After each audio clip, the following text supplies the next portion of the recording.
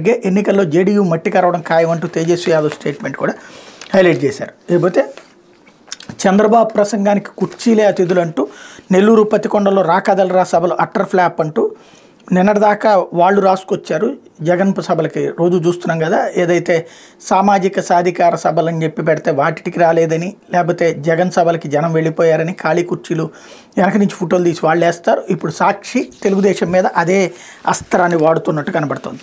ఇకపోతే వీళ్ళు కిక్కిరిసిన కోట అంటూ వీళ్ళ దానికి వచ్చారన్నటువంటి కోణాన్ని కూడా ఇక్కడ హైలైట్ చేసి సామాజిక సాధికార నినాదంతో మార్మోగిన కోట పట్టణం అంటూ హైలైట్ చేశారు. ఇక్కడ కనబడుతున్నది ఏంటి, ఇదివరకు చంద్రబాబు గారి స్టైల్లోని ఒక సందులో అటు ఇటు హోర్డింగ్లన్నీ పెట్టేసేస్తే అక్కడ ఒక 5,000 మంది 10,000 మంది కూర్చున్నా చాలు నిండుగా కనబడుతుంది.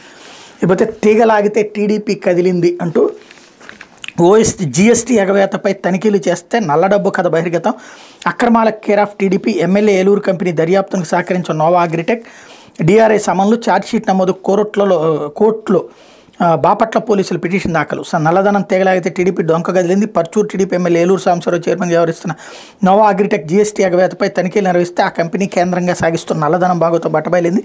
గుంటూరులో నోవా అగ్రిటెక్ కంపెనీ భారీ ఆర్థిక అక్రమాలకు అడ్డాగా మారిందని రాష్ట్ర డైరెక్టరేట్ ఆఫ్ రెవెన్యూ ఇంటెలిజెన్స్ తనిఖీల్లో వెల్లడైంది. వ్యాపార కార్యకలాపాల ముసుగులో షెల్ కంపెనీల ద్వారా నల్లధనాన్ని చెలామణిలోకి తెచ్చి ఎన్నికల అక్రమాలకు పాల్పడినట్టు ఆధారాలతో నిగ్గు తేలింది. విచారణకు సహకరించకుండా మొండికేస్తున్న నోవా అగ్రిటెక్ డిఆర్ఐ అధికారులు ఇప్పటికే నోటీసులు జారీ చేస్తే ఇప్పుడు పోలీసులు కూడా దాంట్లో ఇన్వాల్వ్ అవుతున్నారన్నటువంటి వార్తని ప్రధానంగా హైలైట్ చేశారు. ఇందులో కంపెనీ యాజమాన్యం ప్రతినిధులపై ఎఫ్ఐఆర్ నమోదుకు బాపట్ల పోలీసులు సిద్ధమయ్యారు. జీఎస్టీ ఎగవేస్తున్న కంపెనీల జాబితాను సేకరించిన కేంద్రం రాష్ట్రాలకు పంపింది. ప్రభుత్వ ఖజానా గండి కొడుతున్న ఆ కంపెనీలో తనిఖీలు చేయాలని ఆదేశించింది.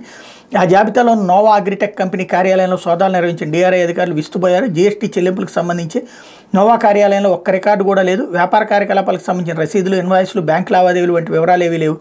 రికార్డులో మాత్రం చాలామంది పేర్లు ఉండగా వారిలో సగం మంది ఉద్యోగులు కూడా కార్యాలయంలో లేకపోవడం గమనారం. జీఎస్టీకి సంబంధించిన పత్రాలు రికార్డుల్లో లభించలేదు. దీంతో నోవా అగ్రిటెక్ కంపెనీకి నోటీసులు జారీ చేసి బాధ్యులు వ్యక్తిగతంగా హాజరై వివరణ ఇవ్వాలని పేర్కొంటూ డిఆర్ఐ అధికారులు నోటీసులు జారీ చేశారు. నోవా అగ్రిటెక్ కార్యాలయం తనిఖీల సందర్భంగా లభ్యమైన డైరీ ఎన్నికల్లో టీడీపీ నేత నల్లధనం పంపిణీ గుట్టును రట్టు చేసింది. 2019 ఎన్నికల్లో పర్చూరు నియోజకవర్గంలో ఎలా అక్రమాలకు పాల్పడ్డారో అందులో సవివరంగా ఉంది. నల్లధనం వెదజల్లి ఇతర ప్రాంతాల నుంచి దొంగ ఓటర్లను రప్పించడం, డబ్బు పంపిణీ చేసి ఓటర్లను ప్రలోభపెట్టడం లాంటి వివరాలను అందులో ఉన్నాయి. వ్యవసాయ అనుబంధ కార్యకలాపాల కోసం నోవా కంపెనీని నెలకొల్పినట్టు టీడీపీ ఎమ్మెల్యే ఏలూరు సాంబశివరావు బకాయించారు. కంపెనీ పేరున భారీగా నల్లధనాన్ని చలామణిలోకి తెచ్చారు.